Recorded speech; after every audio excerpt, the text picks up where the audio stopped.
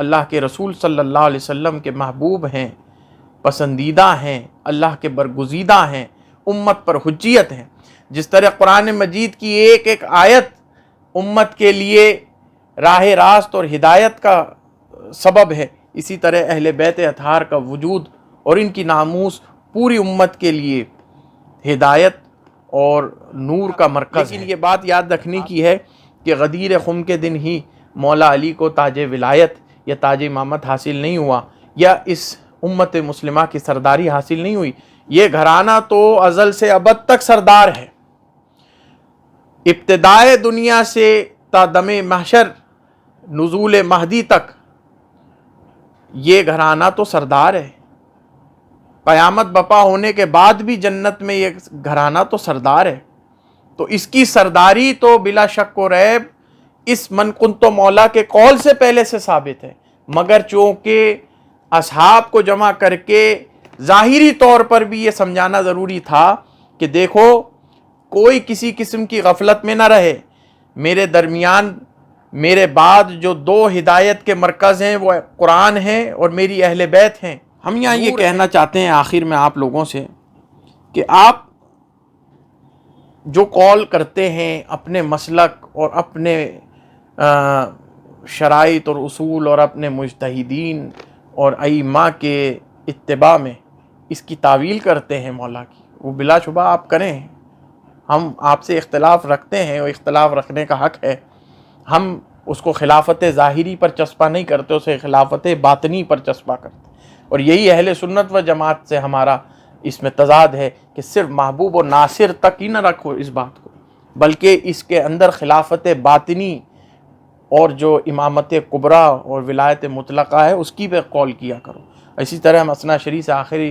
اس میں یہ بات کرنا چاہتے ہیں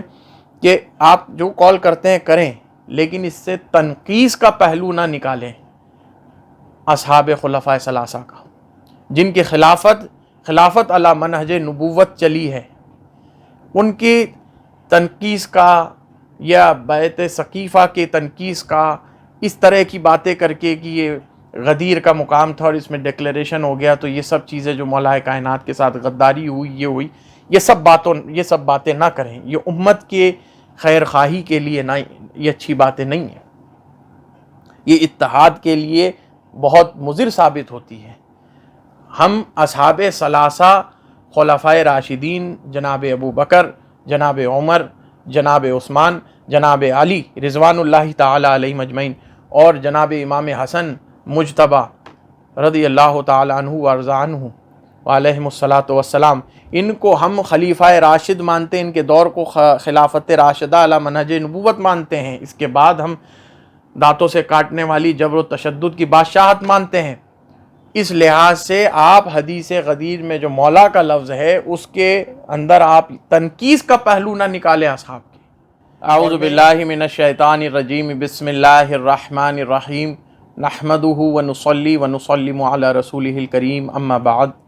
السلام علیکم ورحمۃ اللہ وبرکاتہ۔ جملہ ناظرین و سامعین، جملہ مومنین و مومنات، آپ سب کو عید غدیر خم بہت بہت مبارکباد۔ اس مبارک موقع پر میں نے یہ ارادہ کیا آج مختصراً عید غدیر خم کے حوالے سے آپ کو چند گفتگو پیش کریں، چند تبصرہ آپ کے سامنے پیش کریں۔ اس سے پہلے بھی ہم نے ایک کلپ 3 سے 4 سال قبل عید غدیر خم پر مدلل احادیث کی کتب سے آپ کو بیان کی ہیں، میرے یوٹیوب چینل علامہ صاحبزادہ سید کامران چشتی پر آپ ملاحظہ فرما سکتے ہیں۔ غالباً 1 سے 1.5 گھنٹے کی وہ ویڈیو ہے، مگر آج ہم مختصر انداز میں سب سے پہلے تو جو حدیث غدیر خم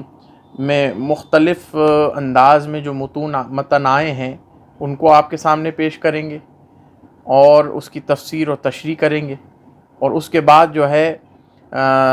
حدیث کے اندر جو متن اور اسماء و رجال اور اسانید کے حوالے سے محدثین کے درمیان مباحث ہیں اس کو آپ کے سامنے ڈسکس کریں گے، اور تیسرے میں آخر میں ہم نتیجہ فکر پیش کریں گے کہ ہم حدیث غدیر خم کو کس منزلت پر رکھتے ہیں۔ سب سے پہلے حدیث غدیر خم جو صحیح مسلم میں آئی ہے اس میں من کنت مولاہ فہذا علی مولا کے الفاظ نہیں ہیں، دیگر جو سنن النسائی الکبریٰ میں ہیں یا ترمذی میں ہیں، مستدرک میں ہیں اور مسند احمد ابن حنبل میں ہیں،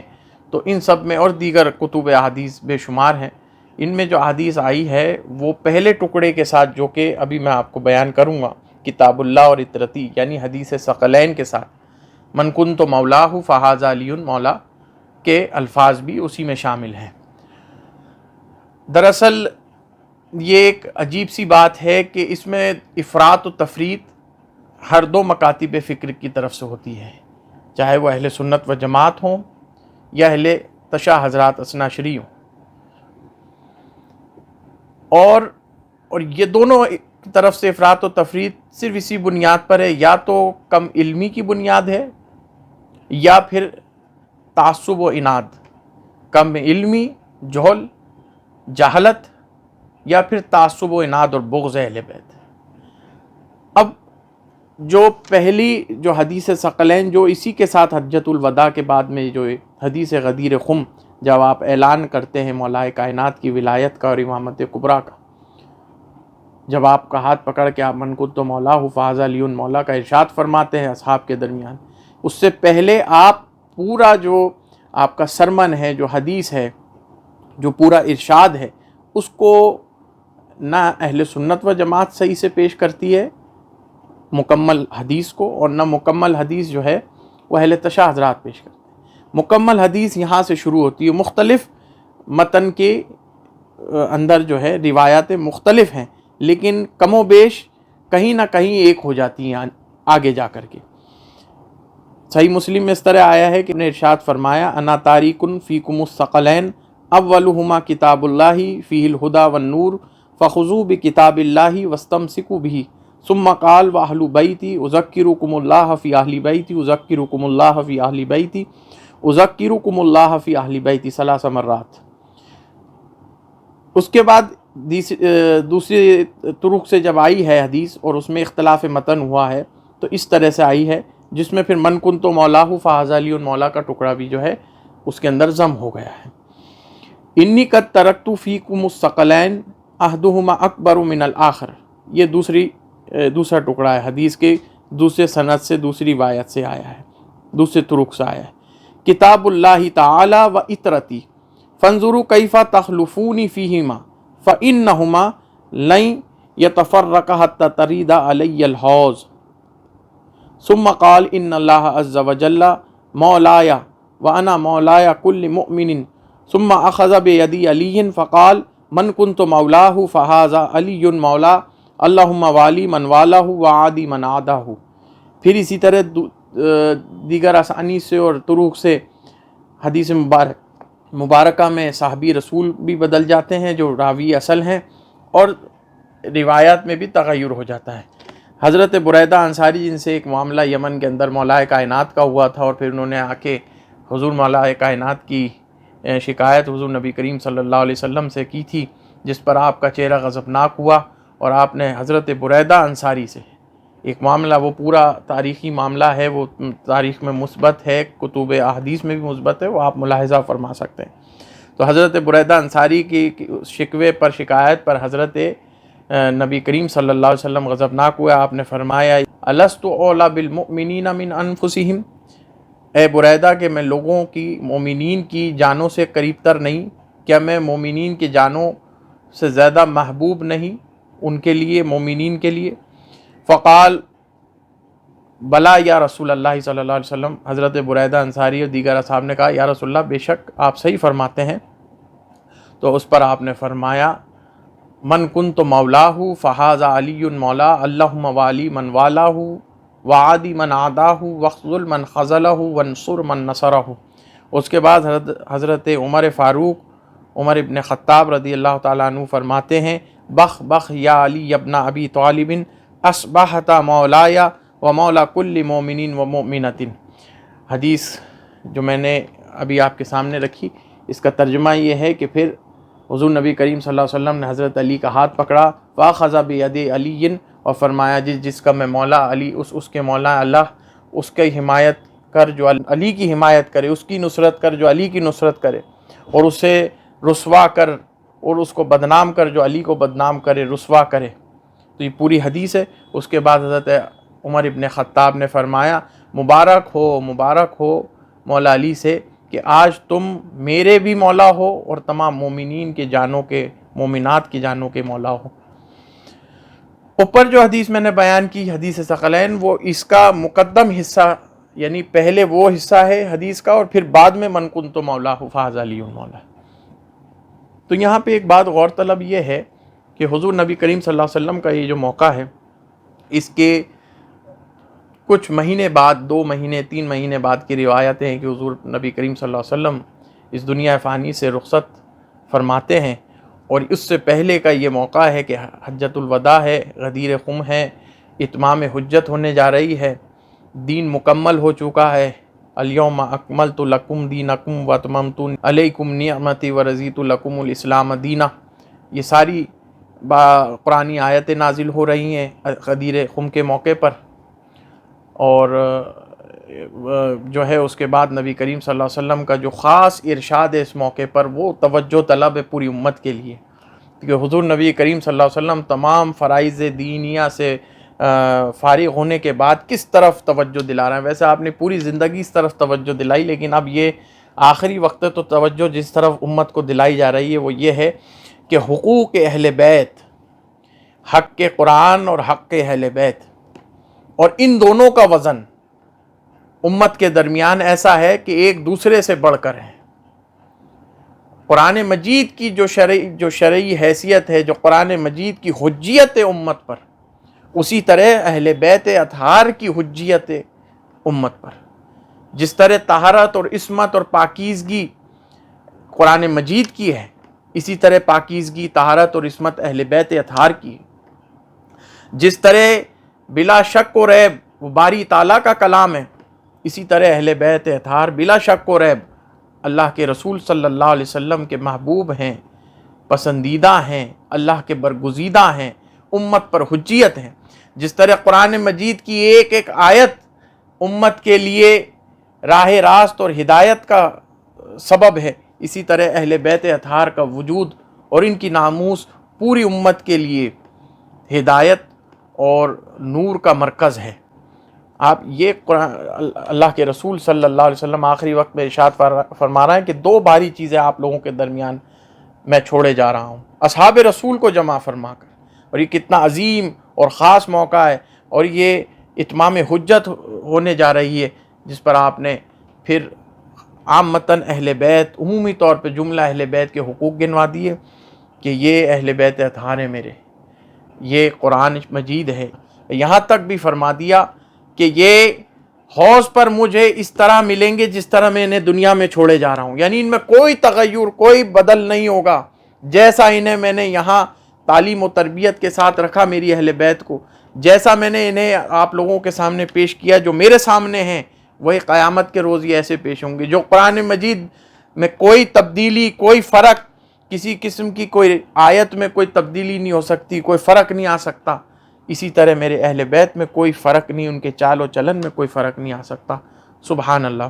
یہ اہل بیت اطہار کا مقام ہے۔ پھر اس کے بعد خصوصاً مولا علی کی طرف توجہ دلائی پوری امت کو کہ یہ علی ابن ابی طالب،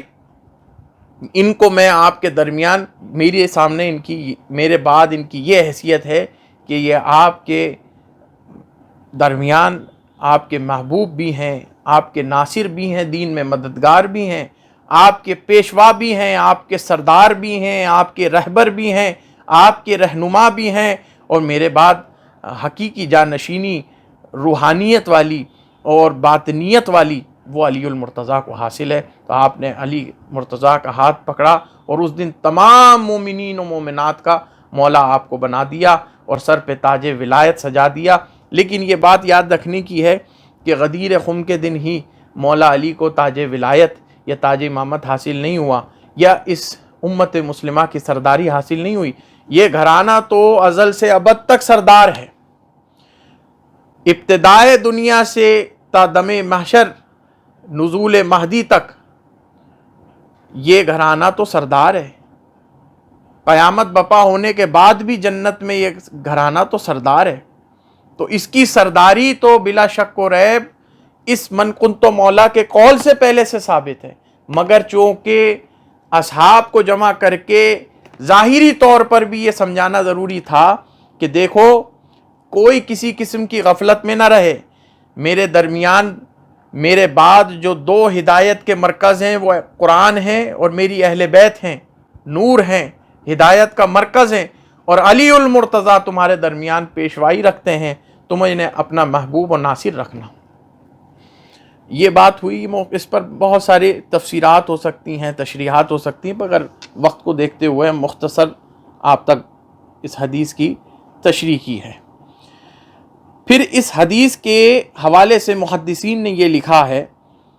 صحت کے حوالے سے کہ یہ درجہ صحیح اور حسن صحیح، متواتر لفظی، متواتر معنوی، اور بعض نامراد امویت زدہ لوگوں نے اس کو ضعیف بھی لکھ دیا ہے۔ من کنت مولاہ فہذا علی مولا کے خاصتاً اس ٹکڑے کو، جس میں سر فہرست امام الوہابیین ابن تیمیہ ہے، ضعیف لکھا ہے، اور انہی کے شاگردین ذہبی وغیرہ، ابن کثیر، البانی وغیرہ، ان کے افکار و نظریات سے متاثر محدثین، انہوں نے اس کو متواتر لکھا ہے۔ اس حدیث مبارکہ کو اور اس ٹکڑے کو، حدیث کے خاصتاً حدیث ثقلین سے ہٹ کر، کیونکہ یہ دونوں ایک ہی ہیں، ایک ہی حدیث ہے یہ پوری، بعض کتب میں اول حصہ بیان کر دیا گیا ہے، بعض میں صرف من کنتو مولا کے ساتھ، بعض میں دونوں کے ساتھ یعنی ضم کر کے حدیث ثقلین کے ساتھ من کنتو مولا کو بیان کیا گیا، جو کہ صحیح ہے قول کے مطابق محدثین کی۔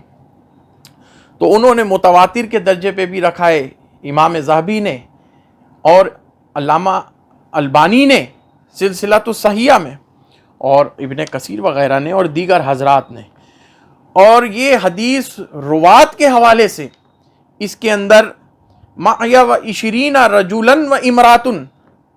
رجلاً و امراتن، اس کے اندر 120 سے زائد، کم و بیش 120 سے کم بھی یا زیادہ بھی اصحاب نے اس حدیث کو ریکارڈ کیا ہے، ان سے روایت ہوئی ہے، ان سے مرویات ہیں۔ 120 سے زائد اور 120 سے کم و بیش اصحاب سے زائد نے اس حدیث کو روایت کیا ہے، جس میں عورت و مرد دونوں ہیں، اہل بیت اطہار بھی ہیں اور اصحاب رسول بھی ہیں، جنہوں نے حدیث رسول کو، حدیث غدیر کو ریکارڈ کیا ہے۔ اس کے بعد تابعین جو راوی بنے اس حدیث کے، جنہوں نے اصحاب رسول سے حدیث کو سنا اور آگے محدثین تک اس حدیث کو اور اپنے شاگردین کو اور طالبین کو یہ حدیث پہنچائی ہے، ان کی کثرت تو اصحاب سے بھی زیادہ بڑھ گئی، کیونکہ ظاہر سی بات ہے ایک صحابی سے ایک تابعی نے سنا، ان کے بہت سارے تابعی ہوتے تھے اتباع کرنے والے اصحاب رسول کے، تو وہ جب ان کو دیکھ کر سنتے تھے یہ حدیث، تو وہ مختلف بلاد میں جا کے، مختلف جگہوں پر جا کر وہ اپنے اتباع و تابعین کو یہ سناتے تھے، تو کثرت کے ساتھ یہ حدیث لوگوں میں پھیلتی گئی، اور تابعین کی تعداد تو اصحاب سے بھی زیادہ بڑھ گئی۔ اور جو اس وقت غدیر خم کے موقع پر جو اصحاب رسول موجود تھے، یہ سننے لائق بات ہے، جو اصحاب رسول غدیر خم کے وقت پہ موجود تھے، جو ناظرین تھے، جو سامعین تھے اس موقع کے احتاج ولایت کے، اس حدیث غدیر کو ملاحظہ فرما رہے تھے، اور حضور نبی کریم صلی اللہ علیہ وسلم کو مولا کائنات کا ہاتھ پکڑے ہوئے دیکھ رہے تھے، اور بلند کرتے ہوئے من کنت مولا فہذا علی مولا فرماتے ہوئے سن رہے تھے، ان کی تعداد معیہ و 20,000، 1,20,000 سے بھی زیادہ جا رہی ہے، کم و بیش 1,20,000 کا روایت میں ریکارڈڈ ہے، محدثین کے کتب میں ضبط ہے یہ بات کہ 1,20,000 سے زائد صحابہ اس لیے اونچی جگہ پر آپ نے ہاتھ پکڑ کے بلند کر کے، تاکہ دور دور تک لوگ اس منظر کو ملاحظہ کر لیں، اس قول کو ملاحظہ کر لیں، اور ایک دوسرے کو یہ یاد دہانی کرا دیں کہ میرے مولا کائنات کا کیا مرتبہ ہے۔ 1,20,000 سے کم و بیش زائد صحابہ اس کو ملاحظہ فرما رہے تھے۔ اس کے بعد علماء اور محدثین، ہر زمانے میں جو علماء محدثین کا طبقہ آتا رہا، ان کی تعداد تو بے شمار ہے، ان کی تعداد کو تو گنا ہی نہیں جا سکتا ہے، وہ اس قدر ہیں کہ جن کا کوئی احاطہ ہی نہیں کیا جا سکتا ہے۔ اور اس کے بعد कुतुब मुहद्दिसीन और कुतुब अहादीस, ख़ास तौर पर वो कुतुब अहादीस जो सिर्फ लिखी ही हदीस मुतवातिरा में गई हैं, और उन हदीस मुतवातिरा में इस हदीस मन कुन्तो मौला हदीस गदीर को भी शामिल किया गया है।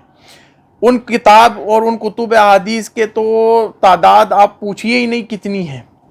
पूरी अहले सुन्नत व जमात का 1400 साल का ज़ख़ीरा इल्म इससे भरा पड़ा है कि मौलाए कायनात की शान में जो ये हदीस मुबारका आई है, हदीस मुबारका आई है, ये मैं बहुत पुरवसूक होकर ये बात आपसे कहता हूँ कि ख़ुद मौलाए कायनात के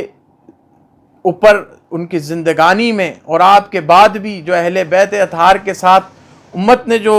जुल्म व सितम किया, जो उम्मत ने जो हुज़ूर अलैहिस्सलातु वस्सलाम तंबीह फरमा के गए थे, हुज़ूर अलैहिस्सलातु वस्सलाम जो नसीहतें फरमा के गए थे कि मेरे बाद इनको छोड़े जा रहा हूँ और एक दूसरे से बढ़कर है कुरान और अहले बैत, इनकी निगरानी करना, मेरे बाद इनके साथ हुस्न सलूक करना। उम्मत ने क्या किया? बनु उमय्या और बनु अब्बास का जो दौर गुजरा है जुल्म व सितम का, कौन सा जुल्म व सितम उन पर नहीं टूटा? वो कुतुब तारीख़ से, कुतुब हदीस से साबित है सारी बातें हैं, और अहले सुन्नत की कुतुब तारीख़ व हदीस से साबित। मगर इसके बावजूद अहले सुन्नत में ये कौल मिलता है, अहले सुन्नत व जमात की कुतुब में ये कौल मिलता है कि जुमला सहाबा इकराम में अगर फ़ज़ाइल व कमाल के अंदर, फ़ज़ाइल व कमालात में, मनाकिब में अगर सही हदीस, सही अहादीस, सही मतन से, सही रिजाल के ज़रिए रिवायात हुई हैं, जो सिका हैं, जो ज़ाबित हैं, जो आदिल हैं, जो हाफिज़ हैं, उनके ज़रिए जो रिवायत हुई हैं, उनमें सबसे ज़्यादा अगर फ़ज़ाइल व मनाकिब की कसरत किसी की हैं तो वो मौलाए कायनात अली उल मुर्तज़ा की ज़ात मुबारक है। अल्लाह अकबर। यह अल्लाह तबारक व तआला की तदबीर है कि उसने मौलाए कायनात पर इतने ज़ोदो को ज़माने में हुई, इतनी ज़्यादा आपके साथ जुल्म व सितम हुआ कि आपके मनाकिब व फ़ज़ाइल नासबियों ने छुपाने की कोशिश की, उमवियों ने, अब्बासियों ने, लेकिन उस कदर ही आपको अल्लाह ताला ने उभारा। और अहले सुन्नत व जमात के अंदर भी कसरत से जो फ़ज़ाइल व मनाकिब सही तुरूक से आए हैं तो वो ज़ात मौलाए कायनात के हक़ में है। और मैं ये कहता हूँ कि मौलाए कायनात के जुमला फ़ज़ाइल व मनाकिब और कमालात एक तरफ, और ये हदीस गदीर खुम, ये जुमला फ़ज़ाइल व मनाकिब और कमालात पर नूर अलन नूर की तरह है, यानी उन सब में फजीलत पाई हुई है, और उनमें सबसे ज़्यादा मजबूत और पायदार है मुहद्दिसीन के उसूल पर उतरते हुए, और सबसे ज़्यादा इसको रिवायत करने वाले साहबा इकराम रहे हर दौर में। और जो रावियान हदीस हैं वो भी कोई हाफिज़, कोई हैं आदिल हैं, सिका हैं, ज़ाबित हैं, इस कदर मजबूत रावियान इस हदीस के हैं। जो मज़ीद इस पर पढ़ना पढ़ाना चाहते हैं, बेशुमार हदीस गदीर के हवाले से मकतब अहले सुन्नत व जमात, मकतब सुन्नत शरिया, दोनों ने अपने अपने उसूल के मुताबिक इस पर पूरी मुस्तकिल किताबें लिखी हैं। और जो ज़ौक़ रखते हैं उसूल हदीस का, इल्म हदीस का, मुहद्दिसीन के हवाले से वाकिफ़ हैं, वो इस हदीस को मुलाहिज़ा करें, वो इसको पढ़ें, मौलाना लोगों की बातों पर ना जाएं, इसको पढ़ें, समझें, देखें कि ये किस कदर मजबूत है और कितनी पायदार है ये हदीस अहले सुन्नत व जमात के अंदर। किसी भी नासबियत ज़दा की बात पर जाने की आप लोगों को ज़रूरत नहीं है कि ये शीयत की बातें हैं, ये अहले तशा करते हैं इन बातों को, ये रवाफिज़ से ताल्लुक़ रखने वाली बातें हैं। नहीं, ये सारा अहले सुन्नत व जमात का 1400 साल का इल्मी और अमली सरमाया है जो हमारी कुतुब में दर्ज है। आप पढ़ें और उम्मत को बेदार करें। और मैं ये कहता हूँ कि इसमें अगर हम ईद लफ्ज़ इस्तेमाल करते हैं तो कोई इसमें मुज़ायका नहीं है। हम तो ये कहते हैं, मुझे तो ये कहने में कोई परेशानी नहीं है कि रमज़ान का इख्तिताम है और ईद उल फित्र है, और दीन का इख्तिताम है और ईद गदीर है। जब रमज़ान अपने कमाल को पहुँच जाता है तो ईद उल फित्र की शक्ल मिली उम्मत को, और जब دین کمال پر پہنچتا ہے تو عید غدیر کی شکل ملی امت کو۔ اب میں نتیجہ فکر پیش کرتا ہوں آپ لوگوں کو۔ یہاں تک میں نے یہ مختصر آپ کو جتنا ہو سکتا تھا مختصر انداز میں نے آپ کو پیش کی، عید غدیر کے حوالے سے، غدیر خم کی حدیث کے حوالے سے چند باتوں کو آپ کے سامنے رکھا۔ اب نتیجہ فکر یہ ہے کہ یہ ہمارے درمیان چاہے اہل سنت و جماعت ہوں، دونوں مکاتب فکر کے لوگ، چاہے اثنا عشری حضرات، اثنا عشری شیعہ حضرات ہوں، امامیہ ہوں، سب اپنے اپنے وضع کردہ اصول اور شرائط کی پابندی رکھتے ہوئے اس حدیث کی تفسیر اور تشریح کرتے ہیں۔ مگر اتنا ضرور ہے کہ یہ حدیث غدیر خم کے نام سے اور حدیث ثقلین کے نام سے دونوں کے مصادر علمیہ میں موجود ہے، یعنی اثنا عشری کے کتب حدیث میں بھی یہ موجود ہے اور اہل سنت و جماعت کی کتب حدیث میں بھی یہ حدیث ثقلین، حدیث غدیر خم تواتر کے ساتھ موجود ہے۔ تو اتنا تو یہ بات ہو گئی کہ ہم مولائے کائنات کو مولا مانتے ہیں۔ اب جھگڑا سارا یہ ہے کہ مولا کے معنی کہ جو 18 سے زائد معنوں پر مشتمل مولا کا لفظ ہے، وہ کس کو کس طرح اس کا معنی کیا لیتا ہے سیاق و سباق سے، وہ اپنے اپنے وضع کردہ اصول کے ماتحت سب کو جو اجتہاد کے مقام پر ہیں، جن کے جو اصولیات ہیں، جو ان کے دین کے اصول ہیں، جو شرائط ضوابط ہیں، وہ اپنے شرائط و ضوابط کے تحت اس کے معنی اخذ کر سکتے ہیں۔ مگر میں یہاں ایک بات کہنا چاہتا ہوں، اور ہر ایک مکتبہ فکر کو آزادی رائے ہے کہ وہ اپنا عقیدہ رکھ سکتے ہیں، مگر چونکہ ہم صوفیہ صافیہ مشرب والے لوگ ہیں، ہم اپنی بات کر رہے ہیں، صوفیہ صافیہ مشرب والے لوگ ہیں، طریقت اور معرفت کے ماننے والے لوگ ہیں، اور مشائخ کے ماننے والے لوگ ہیں، اہل اللہ کے ماننے والے، تصوف متصوفین کے ماننے والے، صوفیہ کے ماننے والے لوگ ہیں۔ ہم اس حدیث کو ہمارے جو مشائخ سے ہم کو ملی ہے، اس کی وراثت جو ہوئی ہے ہم کو کہ یہ حدیث مبارکہ کو کس معنی میں لینا چاہیے، تو ہم تو یہی ہمارے مشائخ سے اور ہمارے علماء سے جو ہم کو قول ملتا ہے وہ یہ ہے کہ مولائے کائنات بے شک محبوب بھی ہیں، مولا کے معنی میں ناصر بھی ہیں، مولا کے معنی میں سردار بھی ہیں، مگر خاصتاً مولا کے معنی میں یہاں ہمارے پاس جو مراد اور معنی خاص ہے وہ ہے امامت کبریٰ، خلافت باطنی، ولایت مطلقہ، ولایت محمدی، ولایت خاتم محمدی اور ولایت کبریٰ، امامت کبریٰ جو مولائے کائنات کے ساتھ خاص ہے۔ ایک خلافت ظاہری کا نظام ہے جو خلافت راشدہ علی منہج نبوت کی شکل میں ہے، اور ایک خلافت باطنی ہے جس کا ابد الاباد، ابد سے ازل سے ابد تک کا رشتہ ہے دین کے ساتھ، جو دین کے باطنی امور کو دیکھتا ہے، تقویت بخشتا ہے۔ اب اہل سنت و جماعت سے میں یہاں مخاطب ہونا چاہتا ہوں کہ اگر ہم صوفیہ صافیہ سے تعلق رکھنے والے لوگ، اگر ہم مولائے کائنات کو امامت کبریٰ اور ولی مطلق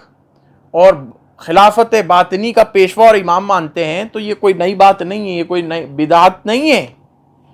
یہ علماء اہل سنت و جماعت کے اس پر اقوال موجود ہیں۔ علماء اہل سنت و جماعت کے صوفیہ جو ہیں وہ اصولاً اور فروعاً اہل سنت و جماعت سے تعلق رکھتے ہیں، یہ بات بھی یاد رکھنے کی۔ تمام صوفیہ شرق سے غرب تک وہ اہل سنت و جماعت سے اصولاً فروعاً ان کا اعتقاد، ان کا نظریہ، ان کا عقیدہ، ان کی تمام معمولات وہ اہل سنت و جماعت کے مکتب کے حساب سے چلتے ہیں، مگر مولائے کائنات کے من کنت مولاہ فہذا علی مولا کے معاملے میں جو ہم اہل صفا اور صوفیہ اور طریقت والے لوگ تشریح اور تعویل کرتے ہیں، وہ یہاں ہماری خلافت باطنی، خلافت کبریٰ ہے۔ اور یہ آپ چاہیں تو شاہ ولی اللہ محدث دہلوی کو پڑھیں، آپ چاہیں تو مجدد الفسانی کو پڑھیں، آپ چاہیں تو شیخ محقق شاہ عبدالحق محدث دہلوی کو پڑھیں، آپ چاہیں تو اسماعیل دہلوی کو پڑھیں، اور آپ چاہیں تو صوفیہ میں بندہ نواز گیسو دراز، جنید بغدادی، شیخ محی الدین ابن عربی کو پڑھیں، ان سب کی تفسیرات مولا کائنات کے حوالے سے اور آپ کی ذات کے حوالے سے جو سلسلہ ولایت ہے، جو سلسلہ امامت ہے، وہ کس سے پھوٹتا ہے اور کس پر منتہا ہوتا ہے، وہ آپ کو صاف ہو جائے گا۔ مولا کائنات علی المرتضیٰ کی ذات مبارک ہے۔ اور میں اثنا عشری حضرات، امامیہ حضرات سے بھی یہ کہنا چاہتا ہوں کہ وہ جو تعویل کرتے ہیں اس پر خلافت ظاہری کی، یعنی بلا فصل خلیفہ ہونے کی جانشین مانتے ہیں، جس میں وہ یہ کہتے ہیں کہ حضور علیہ الصلوۃ والسلام نے یہ ڈیکلیریشن کر دیا ہے اس دن کہ میرے بعد اس منصب یعنی خلافت کس کے ہاتھ میں باغ دوڑ ہوگی، اور وہ میرے بعد امت کس کو خلافت سپرد کرے، بلا فصل مولا علی المرتضیٰ ہیں۔ یہاں ہم ان سے اس بات کا اختلاف رکھتے ہیں، مگر اس کے باوجود ہم انہیں اپنا بھائی، دینی بھائی مانتے ہیں۔ ہم ان کے پیچھے اور وہ ہمارے پیچھے نماز پڑھنا اور ہم ان کے پیچھے نماز پڑھنا جائز سمجھتے ہیں، صحیح سمجھتے ہیں۔ ہم انہیں اہل قبلہ مانتے ہیں، اہل ایمان مانتے ہیں، ٹھیک ہے۔ ہم ان کو مسلمان جانتے ہیں، وہ چاہے ان کی ہمارے مقابلے میں جو وہ تعویل کرتے ہیں اور تفسیر کرتے ہیں مولا کے لفظ کی، وہ گرچہ تضاد میں ہیں، لیکن ہم یہ ان کو دعوت اور نصیحت دینا چاہتے ہیں کہ دعوت فکر آپ کو یہ ہے کہ آپ یہ بتائیے کہ ہم جو اہل مشارب ہیں مولا کائنات کی ولایت کی اس قدر ماننے والے ہیں کہ ہمارے چشتیوں میں اگر جب قوالی شروع ہوتی ہے تو وہ من کنت مولاہ فہذا علی مولا کے قول سے شروع ہوتی ہے۔ ہمارے جتنے شجرے ہیں صوفیاء کے جو ان کے شاگردین کو ان کے پیر سے ملتے ہیں، وہ سارے بلا فصل مولا علی کے نام سے چلتے ہیں حضور نبی کریم صلی اللہ علیہ وسلم کے بعد۔ ہمارے درمیان جو بیعت و ارادت والے لوگ ہیں، طریقت والے لوگ ہیں، پیری مریدی والے لوگ ہیں، ان کے درمیان علی علی علی علی ہوتا ہے۔ تمام تر کلندر، اوتاد، ابدال، نجبا، خواجگان، اغواس سب مولائے کائنات کی جوتیوں کا صدقہ ہے، اور ہمارے درمیان ولائے علی خاص حصہ ہے، ولائے علی تصوف کے اندر میں۔ اس کے بغیر تصوف ناکام ہے۔ ہمارے تمام نشست و برخاست میں علی اور علی ہیں، علی و علی ہیں، اور اہل بیت اطہار ہیں۔ خاص اہل سنت و جماعت ہوتے ہوئے بھی ہمارے اہل بیت اطہار کا اور پنجتن پاک کا خاص مرتبہ اور خاص خیال رکھا گیا ہے اہل معرفت کے درمیان۔ مگر اثنا عشری حضرات جو اصل بیعت و طریقت اور ارادت و اجازت کا جو سلسلہ تھا مولا کائنات کا، اس کو تو وہ فراموش کیے ہوئے ہیں، اور اس کی جو اس زمانے میں رسم اجرا ہے اس کا تو کوئی ظاہری طور پر کوئی وجود ہی نہیں ہے، جبکہ صوفیہ صافیہ میں اس کا وجود ہے۔ ہم یہاں یہ کہنا چاہتے ہیں آخر میں آپ لوگوں سے کہ آپ جو قول کرتے ہیں اپنے مسلک اور اپنے شرائط اور اصول اور اپنے مجتہدین اور ائمہ کے اتباع میں اس کی تعویل کرتے ہیں مولا کی، وہ بلا شبہ آپ کریں۔ ہم آپ سے اختلاف رکھتے ہیں اور اختلاف رکھنے کا حق ہے۔ ہم اس کو خلافت ظاہری پر چسپا نہیں کرتے، اسے خلافت باطنی پر چسپا کرتے، اور یہی اہل سنت و جماعت سے ہمارا اس میں تضاد ہے کہ صرف محبوب و ناصر تک ہی نہ رکھو اس بات کو، بلکہ اس کے اندر خلافت باطنی اور جو امامت کبریٰ اور ولایت مطلقہ ہے اس کی پہ قول کیا کرو۔ اسی طرح ہم اثنا عشری سے آخری اس میں یہ بات کرنا چاہتے ہیں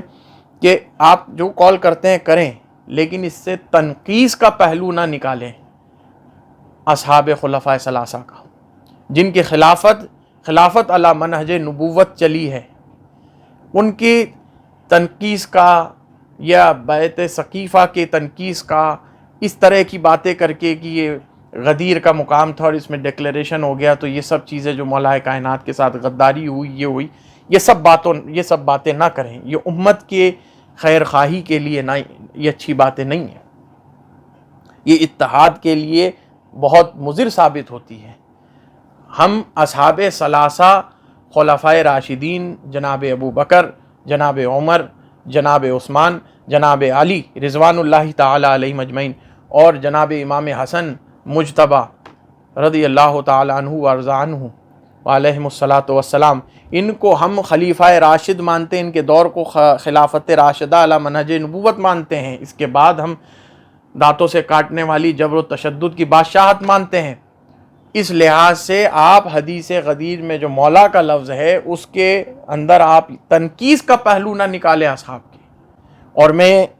اپنے سنی بھائیوں سے بھی یہ کہتا ہوں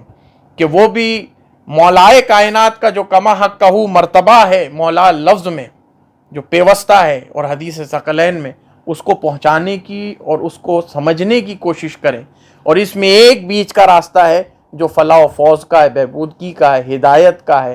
اور جو صحیح اور ثواب پر ہے وہ ہے اہل اللہ کا، اہل معرفت کا، کہ نہ یہ دامن چھوٹنے پائے نہ وہ دامن چھوٹ، نہ اصحاب رسول کی تنقیص ہو نہ مولائے کائنات کے مرتبے سے انہیں گرایا جائے. تو یہاں ہم قول کرتے ہیں مولائے کائنات کے من کنت مولا سے امامت کبریٰ ولایت مطلقہ کا، ساتھ میں اصحاب رسول کی تعظیم کے ساتھ. یہ جملہ اولیاء کاملین، صوفیہ، اصفیاء اور اہل معرفت کا، اہل طریقت کا یہی مشرب ہے، یہی مسلک ہے، یہی منہج ہے اور یہی منتہا ہے. اقول قولی ھذا واستغفر اللہ، والسلام علیکم ورحمۃ اللہ وبرکاتہ.